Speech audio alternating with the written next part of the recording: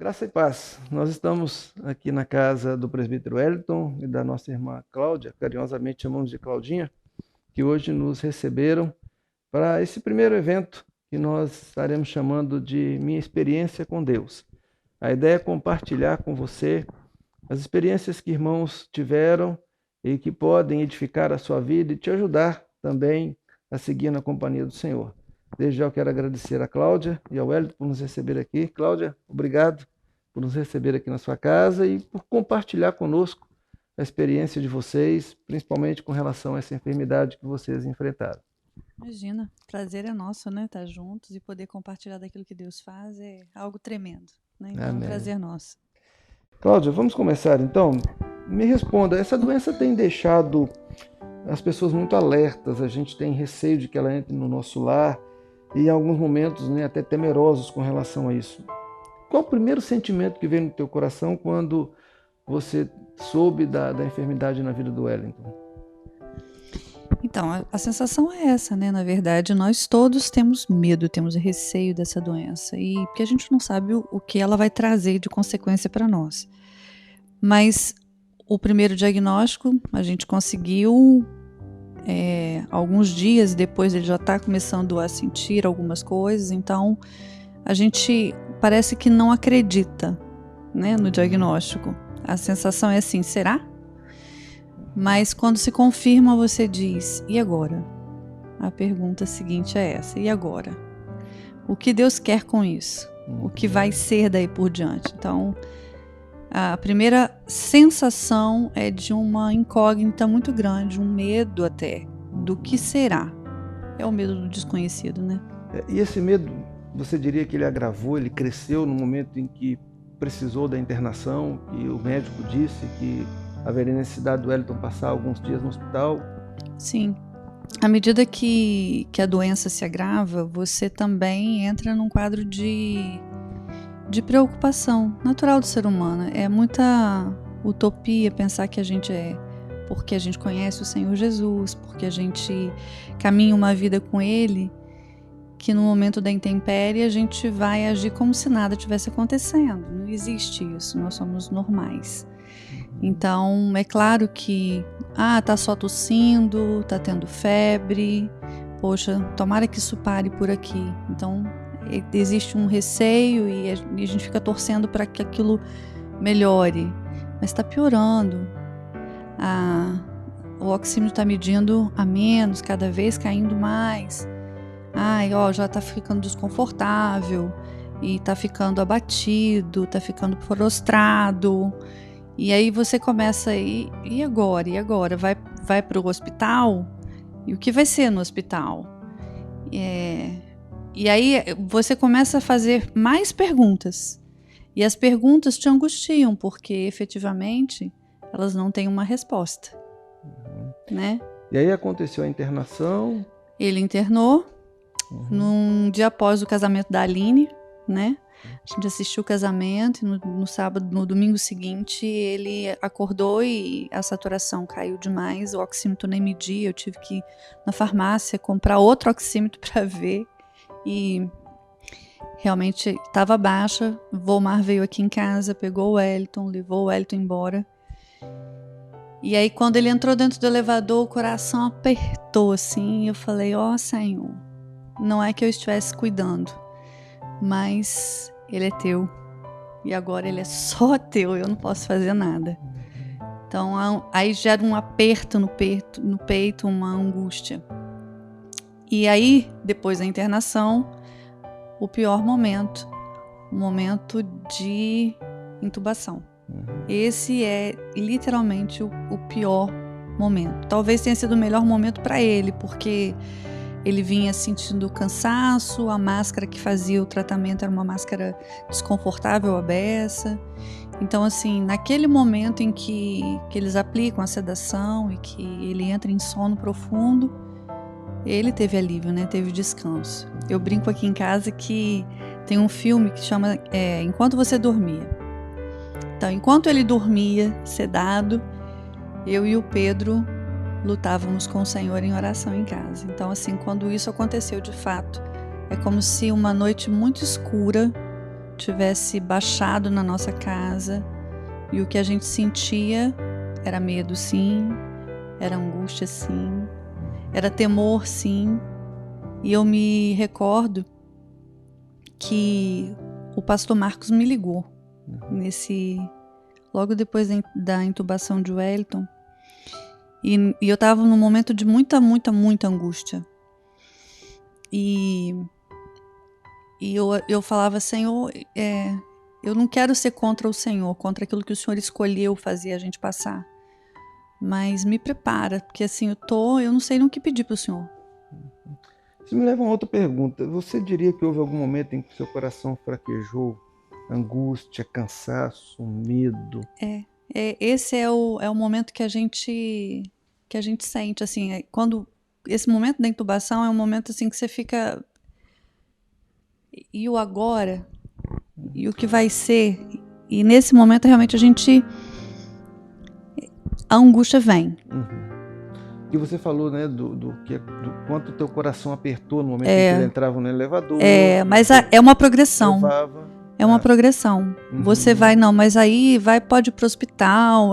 É o racional da gente, sempre trabalhando, né? Não, mas aí ele vai pro hospital, mas ele pode voltar. Não, ele de repente nem vai pra UTI, aí ele vai pra UTI. Não, mas ele nem vai entubar, daí ele entuba. Então, assim, é uma progressão na condição de dificuldade, sim, em que ao mesmo tempo também os obstáculos vão crescendo e o seu medo vai avançando. Mas é um medo contido, é uma sensação até estranha de explicar. Eu dizia isso na porta da igreja, porque eu fui no domingo na igreja e as pessoas, mas você tá aqui? Eu falei, eu tô, porque a única coisa que eu posso fazer é louvar esse Deus maravilhoso, né? Até uma música que me mandaram nesse período é que tá chorando, louve, tá o que estiver acontecendo, louva porque o louvor invade o céu. Você se considera uma pessoa de fé que crê em Deus, na presença do Senhor com você? Eu acredito que eu tenho caminhado nesse sentido. Acho que a cada dia é como a música. Cada vez que a minha fé é provada, o Senhor me dá a chance de crescer um pouco mais. E como é que você se sente diante de uma afirmação como essa, tendo que conviver com esse medo, com essa angústia? Como é que ficou teu coração nessa hora? Exatamente isso. Deus é tão maravilhoso que quando você se vê nesse momento de angústia, Deus se serve da igreja e se serve de todos nós. Por isso é importante o papel da igreja nisso. Mas eu recebia ligações, recebi do pastor Marcos nesse momento difícil, mais adiante recebi do pastor Roberto Brasileiro, recebi do pastor da primeira igreja. Você esteve aqui na minha casa me visitando. Então assim, as pessoas, eu recebi tanto carinho que eu falava com Pedro, meu filho, isso é a presença física de Deus na nossa vida. Então, assim, o medo, quanto maior o medo, quanto mais angustiante a espera, por não saber, porque o mesmo Deus foi o que eu falei com o pastor Marcos. Falei, pastor Marcos, eu tenho certeza que o Deus que eu creio pode levantar o Wellington, ele arrancar esse tubo do nariz e sair de lá andando.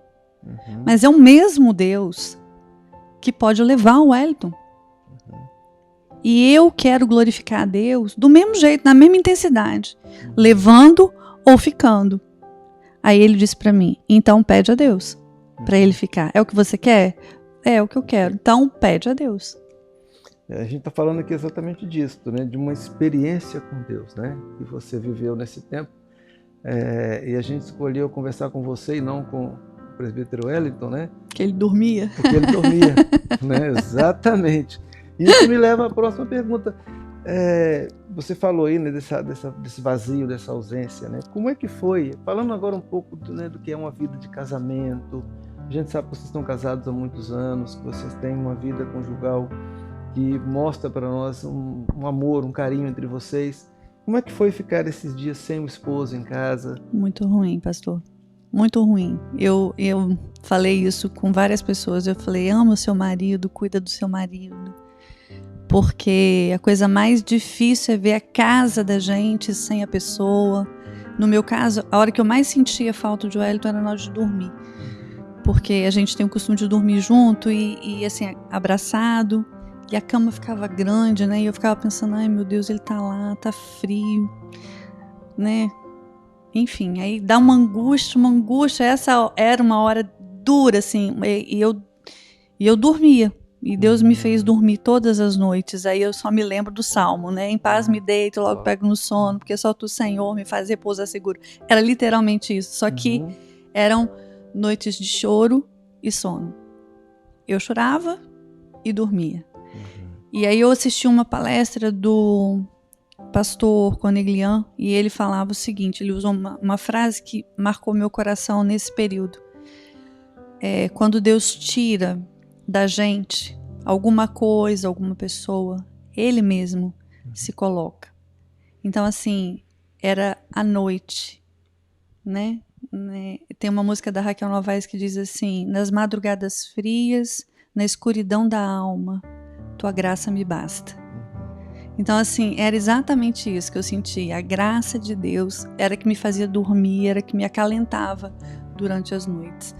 Então, a presença física das pessoas, me lembrando que Deus cuidava.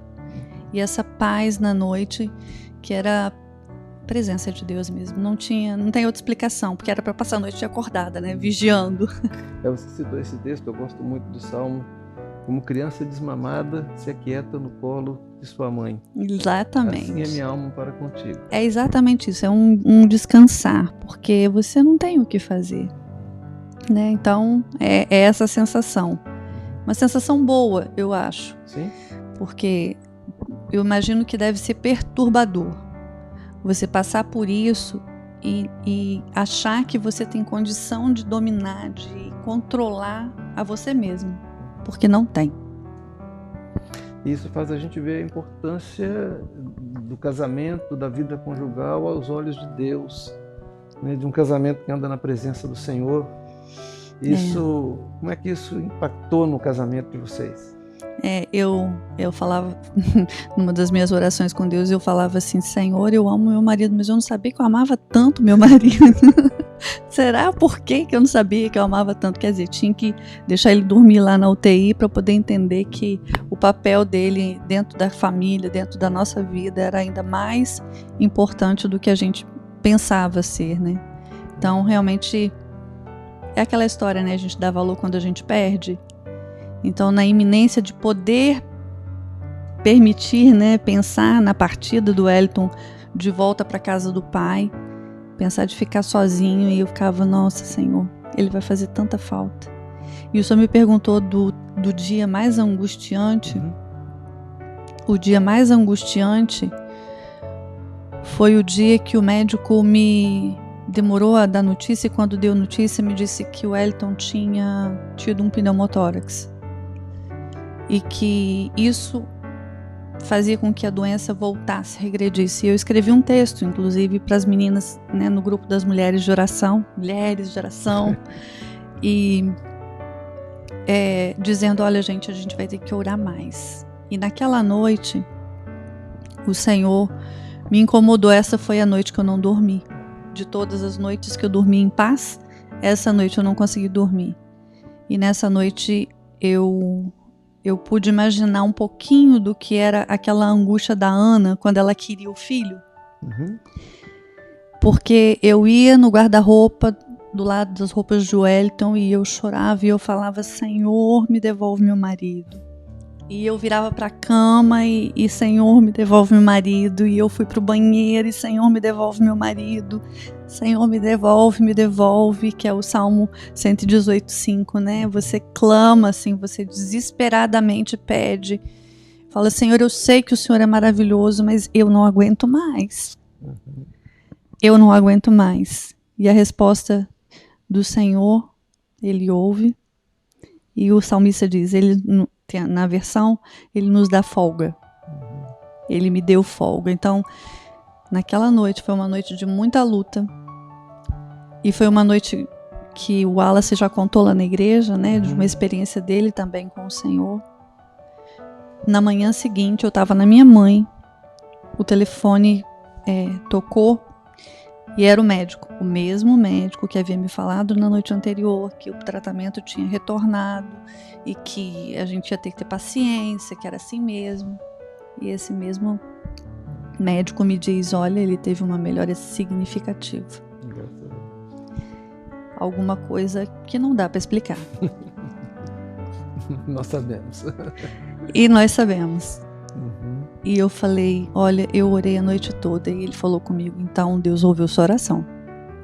Aí eu falei, aleluia. A gente, muitas vezes, corre muito das coisas místicas, né? Temos alguns receios, nós presbiterianos principalmente. Você diria que sentiu a presença de Deus com você mesmo ali? 100%. 100%. E 100% porque não existe explicação para algumas coisas que a gente passa. E isso é algo que, quando a gente lê a palavra do Senhor, quando a gente olha lá a gente está estudando o texto de Isaías, que fala que Isaías se sentiu sujo, né, diante desse Deus maravilhoso, da santidade de Deus. Quando você está nesse momento em que você está no centro do poder, porque é só Ele, não existe absolutamente nada que se possa fazer. A gente, então, a minha sensação de impotência era muito grande, porque o Wellington saiu de casa andando no dia 17 e eu não vi mais. Uhum. Então, eu não via, não ouvia, eu só tinha notícia pelo celular na hora que eles me ligavam. Então, que tipo de controle tenho eu? Nenhum. Que tipo de controle tem os médicos? Nenhum. Porque o que a gente ouvia era, olha, vai acontecer isso, acontece outra coisa. Vai acontecer assim, acontece de outro jeito. Então você fala assim, e agora? E agora? E agora é só a minha graça, a minha glória, o meu poder na sua vida, fazendo diferença. E é exatamente assim que a gente sente. Como a gente se sente pequenininho, assim, bem pequenininho mesmo, assim, de ver como que... E como Deus pode amar a gente tanto. E aí a gente tanto pode falar dessa presença de Deus que, bom, alguns chamam de mística, mas não é. A gente sabe que Deus é um ser que se relaciona conosco. E também podemos falar, você mencionou da presença de Deus através da igreja. Como é que você descreveria a presença da igreja, o papel da igreja para você? Nós estamos vivendo um tempo, né, desde o ano passado, com essa pandemia, de ausência aos cultos. Aí você me disse que o seu marido é internado, né, no sábado, no domingo você está na igreja de manhã. Algumas pessoas considerando a possibilidade de não voltarem a congregar, porque hoje a gente tem nesses recursos, eu assisto o culto de casa. Qual a importância da igreja para você, tanto no contato pessoal quanto no coletivo, quando você esteve lá? Na verdade, assim, quando a gente fala de igreja, eu acho que a gente tem uma visão um pouco distorcida de igreja. Uhum. Porque igreja é o tudo. É o meu momento com Deus, o meu momento com o irmão que está próximo do próximo, e é o meu momento de culto e adoração em coletivo. E eu penso que é muita sabedoria quando o Senhor fala que não é bom que a gente se afaste, que a gente fique junto, porque isso acalenta a alma da gente, traz alegria, traz renovo. Então, assim, eu experimentei da minha igreja tudo. Eu experimentei da minha igreja do chocolate e a flor, o quibe, o jantar que vieram fazer na minha casa, as orações gravadas, as ligações para oração comigo, o cuidado com o meu filho, de levá-lo à igreja, de trazê-lo da igreja. Você precisa de alguma coisa, irmã? E essa preocupação diária e sempre das irmãs do meu grupo amado de oração, todos os dias. Cláudia, como você tá? Tá tudo bem? Tá precisando de alguma coisa? Quando às vezes eu ficava mais afastada do celular, o que está acontecendo? Então, assim, isso é ser igreja. É o se importar com o outro, o dizer ao outro o quanto você se importa. E isso eu vejo que na pandemia, apesar de não estarmos juntos fisicamente, eu acho que a igreja esteve muito e tem estado muito junto espiritualmente, orando, chorando, amando em palavras, amando em oração, amando em obras mesmo. E eu digo que, para mim, eu tive o amor da igreja como um todo. E eu precisava de estar na igreja.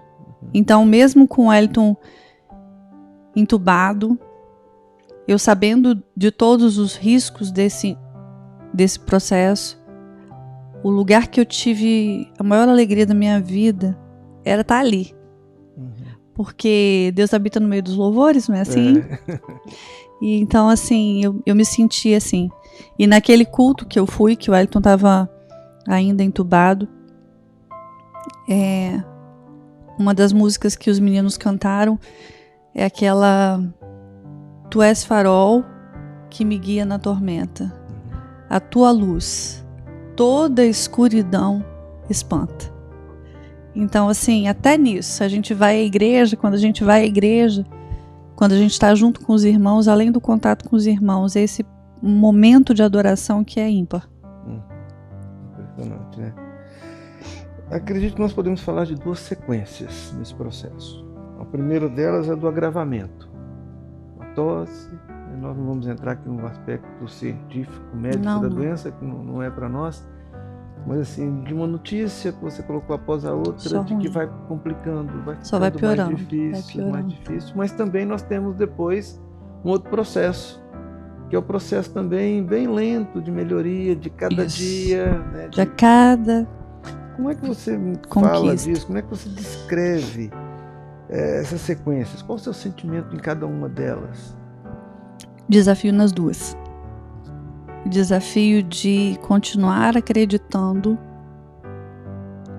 enquanto a coisa vai piorando. Esse é um processo desafiador. De não olhar a tormenta e continuar seguindo, porque Jesus está ali, né? Como Pedro, Jesus está ali. Andando em cima da água. Tá tudo muito difícil em volta, mas a gente está ali. E o outro momento é de não duvidar. Não duvidar de que realmente você conseguiu. Eu consegui. Isso realmente aconteceu. Quando o Wellington chegou em casa, muitas pessoas ligaram, muitas pessoas vieram vê-lo. E muita gente falava com ele assim, você é vencedor, você venceu. E o Senhor tinha pregado no domingo anterior que nós somos abençoados. Então, é duro chegar até onde chegamos, mas é triste quando a gente sai e deixa de olhar para quem te guiou até o momento mais difícil. Você começa a se voltar para você mesmo, começa a achar, e aí a gente começa a tirar a glória daquilo que é o nosso Deus, pra gente, né? No caso, pro Wellington, que era o vencedor da doença, né? Ou para mim, porque você suportou, como você suportou? As pessoas me perguntavam, como que você suporta? Eu não suporto, Deus me sustenta. Então, a questão é, quando você piora, suportar, Deus me faz suportar. Sair, não me esquecer, né? Não duvidar de que foi Ele quem fez. não me esquecer disso. Existe aquela história das pegadas na areia, né? É. 2 pares de pegadas, depois apenas um par. Isso. E a pessoa dizendo, olha, até aqui o senhor andou comigo, depois eu vim sozinho. E aí Deus diz, não, a segunda parte você estava no meu colo, né? Exatamente. Só tem 2 pares, né? Só tem 2 pés aí, porque são os meus. Eu estava te carregando. Ele é literalmente assim, pastor. Literalmente assim. Mas assim, bênção pura. E aí se vocês me perguntassem, mas você... O que você acha de ter vivido isso?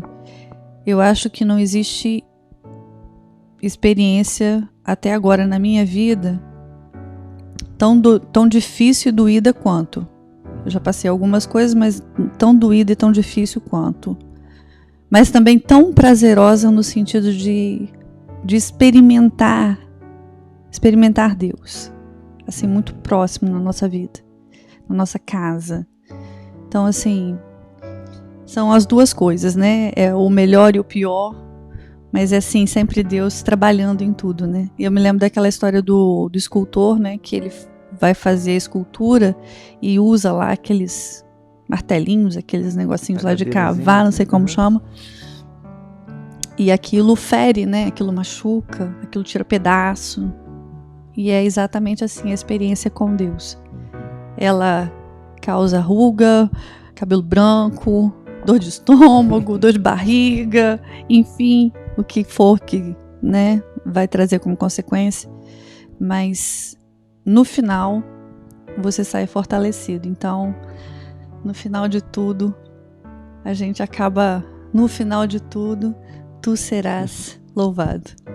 Cláudia, tem alguma coisa que você gostaria de incluir, algum tema que a gente não abordou e depois já emendando aí por último, o que você diria para as pessoas que estão nos assistindo a respeito desse relacionamento, dessa sua experiência com Deus? Então, 2 coisas. Primeiro, se você gostaria de falar de mais alguma coisa que você viveu nesse período, e depois o que você diria para as pessoas, né, a respeito desse seu relacionamento, dessa sua experiência com o Senhor. Bom, quero dizer que eu sou humana, pecadora, igual a todo mundo. Igual a todo mundo. Que sente dor, que sente medo, mas que depois disso a gente olha as coisas de uma maneira um pouco diferente. E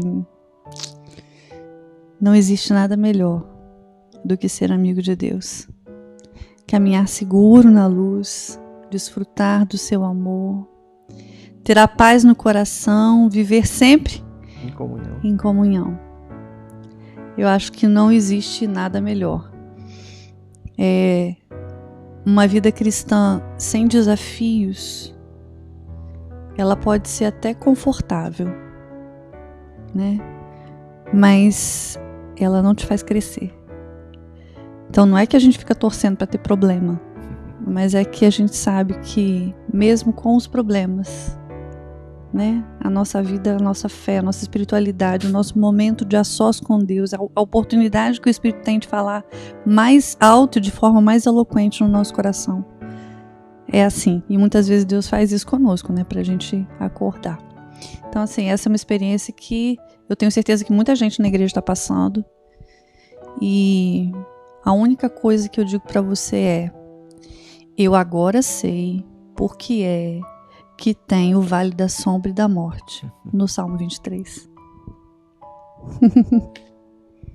Mas também sabe que o pastor continua sendo o meu bom pastor. Estava com você. Exatamente. Cláudia, obrigado por nos receber aqui na sua casa. Eu vou fazer uma coisa que não estava no programa. Ixi. Eu vou pedir ao Wellington, que está aqui o tempo todo acompanhando a gente, para pegar a cadeira, colocar aqui do seu lado. Né, que a gente falou dele o tempo todo, ele ficou aqui assistindo. Só assistindo. Né? E nós vamos orar pelas vidas de vocês. Amém. Agradecer a Deus, né, pela vida de vocês. E bom, vamos lá, então vamos orar? Pai, nós agradecemos ao Senhor por essa família, pela vida do Wellington, pela sua recuperação, pelo cuidado do Senhor, ó Deus. Agradecemos pela vida da Cláudia, por essa experiência que ela viveu contigo, pelo Pedro. Obrigado porque o Senhor restabeleceu a saúde do Wellington e tem nos ensinado sobre o teu cuidado conosco. que essa experiência possa edificar outras vidas e que essa família, ó Pai, agora mais ainda do que antes, continue firmada no Senhor, confiante no Senhor. Abençoa o crescimento, o desenvolvimento do Pedro na comunhão contigo. Abençoa, Pai, essa completude agora do restabelecimento do Wellington. Entregamos essa casa, Senhor, a colocamos aos teus cuidados. Seja abundante, Pai, a tua graça sobre este lar, cada dia. Em nome de Jesus, Senhor, nós oramos. Amém. Deus abençoe vocês.